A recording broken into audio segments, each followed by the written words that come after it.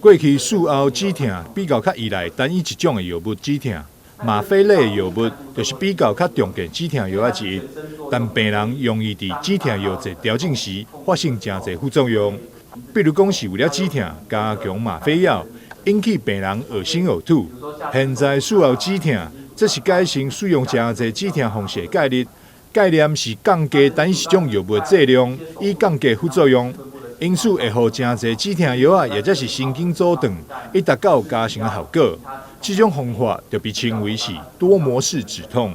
多模式止痛是有别于过去在手术前后控制止痛的方式。手术前后控制止痛在过去以单一药物使用为主了。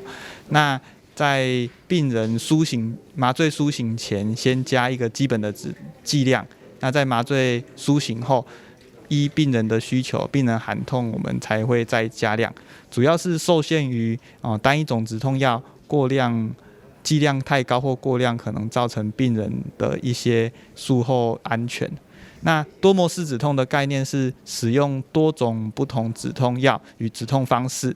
那多种不同止痛药与止痛方式在低剂量合并的效果，可以跟过去只用单一药物高剂量的效果相比，是这些药物因为都是低剂量，所以也比较不怕它有副作用的产生。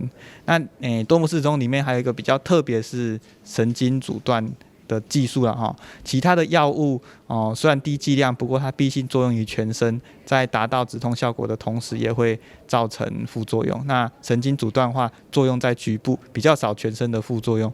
伫多模式止痛执行时，会依据病人的状况选择合适的药物。术前就会开始投口服止痛药啊，麻醉方法嘛会合并神经阻断甲专心麻醉，或者是区域麻醉。